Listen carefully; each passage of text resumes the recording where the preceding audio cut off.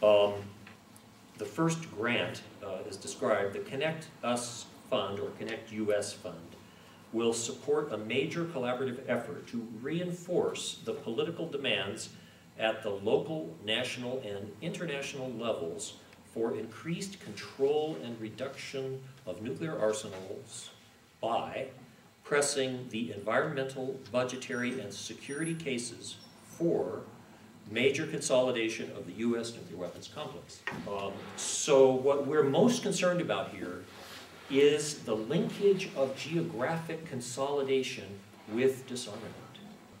These are two different things, and very concerned that they are becoming conflated in the public mind and in the minds of the agenda-setting foundations which control the agendas of basically all of the nonprofit groups in the country that work on this.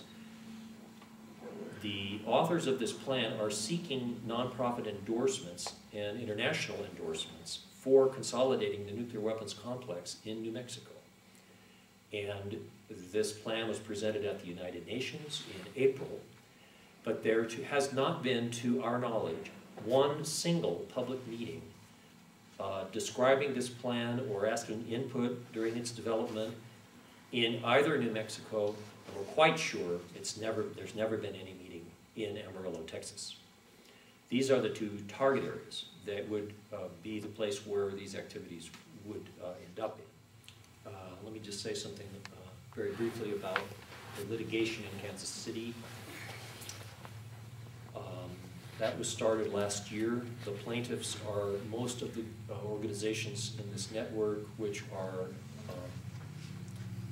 Natural Resources Defense Council, Nuclear Watch of New Mexico, Tri-Valley Cares, Physicians for Social Responsibility, Kansas City chapter only. And I'm not sure if there's, and a couple individuals in Kansas City. The purpose of this litigation is twofold. One, to prevent the nuclear stewards, the National Nuclear Security Administration, from building a replacement factory for nuclear weapons in Kansas City, and to also keep them from moving back into their existing factory, or to stay in their existing factory, excuse me, and to railroad them to move to Mexico. This plant currently manufactures or contracts for about 85% of all the parts of nuclear weapons. And it's a large factory, employs right now about 2,400 people.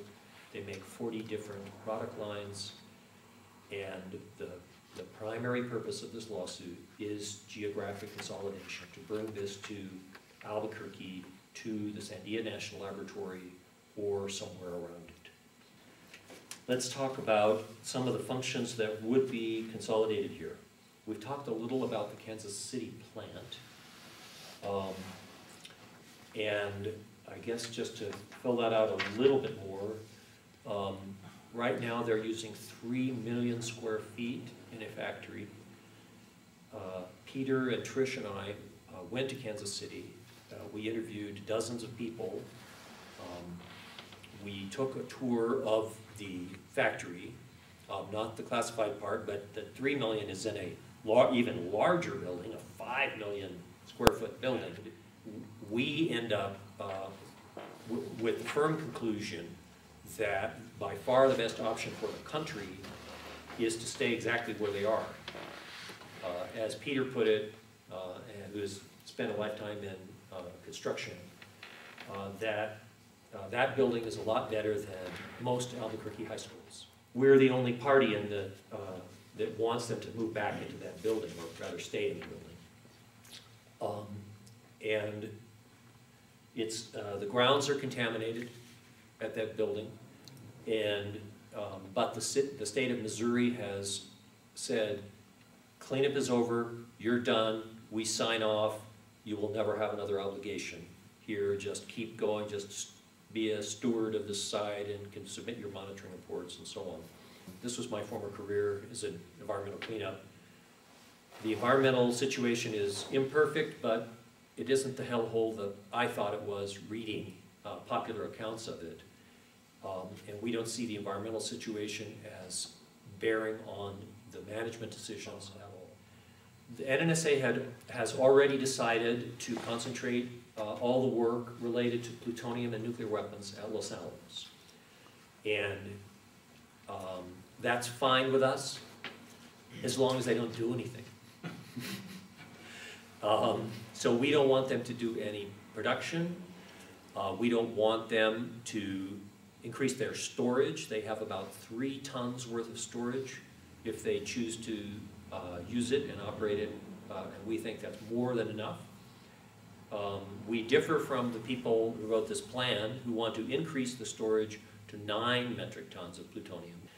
Increased storage has been identified by the NNSA as one of the main barriers to increasing their production rate of nuclear weapons at Los Alamos. The biggest practical issue here is, will Los Alamos build a $2 billion building, the primary purpose of which is to be a pit production annex or production facilitative facility or backup production facility.